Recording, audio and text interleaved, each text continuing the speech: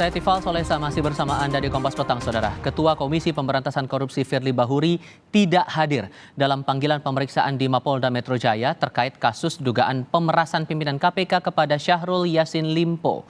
Firly seharusnya hadir sebagai saksi kasus dugaan pemerasan pimpinan KPK kepada mantan Menteri Pertanian Syahrul Yassin Limpo. Namun Firly tidak bisa hadir dalam pemeriksaan kali ini karena ada kegiatan lain. Firly juga meminta waktu untuk mempelajari surat panggilannya karena surat baru ia terima pada 19 Oktober 2023.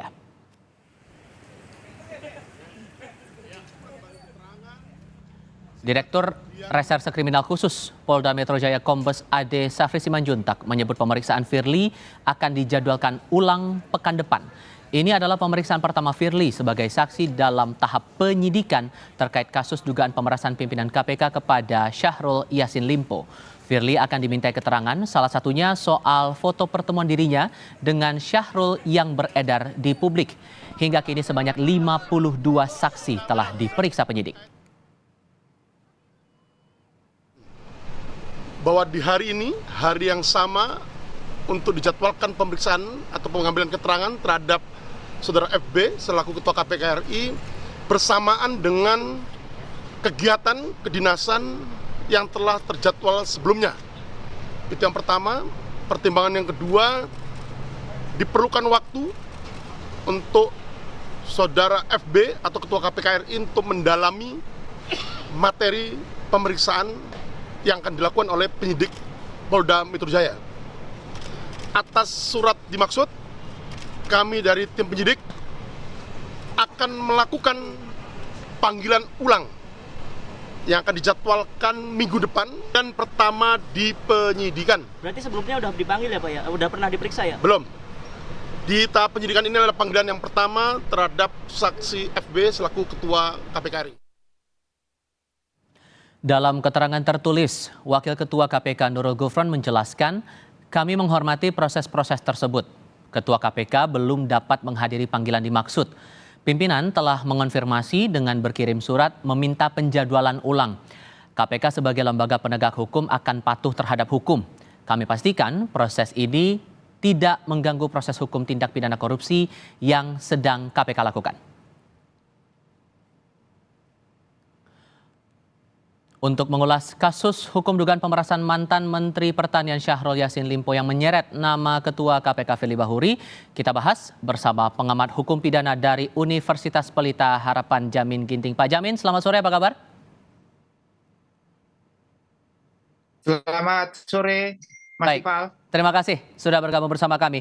Selain karena alasan ada kegiatan lain, alasan kemudian disampaikan oleh Firly ini tidak bisa hadir karena harus mempelajari kasusnya dulu. Menurut Anda alasan itu cukup kuat atau Anda melihat ini ada upaya Firly menghindar dari panggilan pertama polisi? Ya, kalau kita lihat konteks panggilan itu yang diatur dalam pasal 112, penyidik berhak untuk memanggil satu kali, ya, panggilan pertama dalam proses penyidikan. Kalau dia tidak hadir, maka akan dipanggil kedua kalinya dengan peringatan. Kalau dia tidak hadir, maka ada upaya paksa. Nah, kalau dilihat dari konteks jarak antara Polda dan juga KPK, maka ini dalam satu provinsi yang sama. Jadi hanya dibutuhkan waktu paling lama itu 3 hari kalau di KUHAP itu ya. Jadi saya kira dengan 3 hari panggilan, sudah harusnya hadir, sudah dapat mempersiapkan hal-hal yang perlu diberikan keterangan dalam penyidikan. Nah, kalau dia tidak hadir, memang mempunyai kesempatan kedua kalinya untuk boleh hadir. Tapi kalau kedua kali tidak hadir, maka Polda ini punya hak untuk menjemput paksa begitu. Nah, alasan yang dipakai sebenarnya sudah cukup menjadi dasar kalau dia sudah pernah diberikan keterangan pada saat penyelidikan. Jadi sebenarnya itu pertanyaannya nggak jauh beda, Mas Trifit. Jadi kalau pertanyaannya itu, Mas Tifal, itu sama saja, cuma ada penambahan-penambahan. Hal yang perlu kita perhatikan di sini, yaitu adanya tadi penyebutan inisial. Kalau saya mengindikasikan, kalau inisial itu hanya untuk tersangka, ya, atau kemungkinan akan jadi tersangka begitu. Jadi kalau saksi nggak perlu disebutkan sebagai inisial. Oke. Jadi saya agak aneh juga tadi kenapa disebutkan saksi FB gitu. Sebenarnya kalau saksi sebut aja namanya. Nah ini ada indikasi ke arah sana kelihatannya ini. Oke. Dengan konstruksi kasus yang sedang didalami oleh pihak kepolisian sejauh ini, Anda menangkapnya apakah Firly ini memang terlibat dalam dugaan pemerasan ini, Pak? Kalau dalam konteks penyidikan itu artinya apa? Penyidikan itu artinya mengumpulkan bukti tersebut, dengan bukti itu maka ditemukanlah tersangkanya. Nah, ini kan proses yang mulai dari penyelidikan.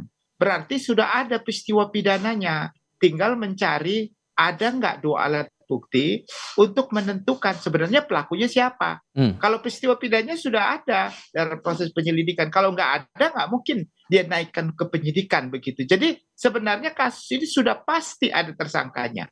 Cuma tinggal mencari siapa tersangkanya dengan dua alat bukti yang cukup, sebagaimana dimaksud pasal 184. Tapi kalau kemudian difokuskan pada sosok Firly Bahuri ini, Anda menangkapnya sudah jelas begitu?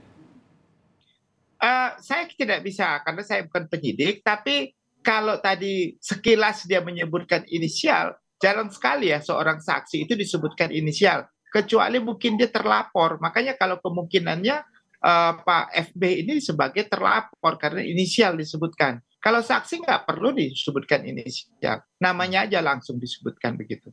Oke, ini kan polisi belum juga menentukan tersangka, padahal kita paham sekarang sudah status penyidikan, beberapa saksi sudah banyak diperiksa, termasuk ada 2 bekas pimpinan KPK yang juga ikut diperiksa di sini. Anda menangkap polisi ini terkesan terlalu hati-hati dalam kasus ini atau ada pandangan lain? Ya saya kira harus hati-hati, karena apa? Karena yang kemungkinannya terlibat itu kan termasuk juga Ketua KPK ya, Pak FB tadi disebutkan. Ini kan Ketua KPK sedang mendalami perkara orang-orang yang diduga, yang diperas kan begitu kan. Nah, yang diduga diperas sedang diperiksa di KPK. Makanya harus hati-hati dalam menangani ini. Apakah ini bagian dari serangan balik terhadap proses korupsi yang sedang berjalan atau bukan. Nah, jadi harus dihormati juga apakah alat bukti yang sudah cukup nggak untuk menyatakan ini adalah tindak pidana pemerasan. Mas Felix, kalau kita lihat pasalnya sama persis. Pasal pertama tentang gratifikasi, kedua ya tentang pemerasan. Nah, itu jadi ini pasal yang sama juga diterapkan kepada orang yang diperas dalam penanganan yang sedang ditangani oleh KPK sekarang. Oke, sehingga Anda menangkap bahwa dengan 2 kasus ini yang berjalan begitu akan makin kuat konflik of interest-nya di balik ini semua? Nah, ini ada bedanya. Kalau di dalam konteks penyidikan di kepolisian, dia belum bisa dalam proses penyidikan menetapkan tersangka. Tapi kalau kita KPK sekarang sudah lebih progres ya, artinya dia lebih di depan ya, bahkan sudah melakukan penahanan begitu ya terhadap Pak Yassin Limpo sekarang begitu ya. Nah, jadi prosesnya ini kan berbeda. Jadi kemungkinan besarnya apa bukti yang lebih dahulu didahulukan, tetapi setiap lembaga punya kewenangan masing-masing. Jadi nggak bisa karena Pak Yassin Limpo sekarang sudah ditahan, lalu kasus ini dianggap oh ini nggak berjalan, nggak boleh.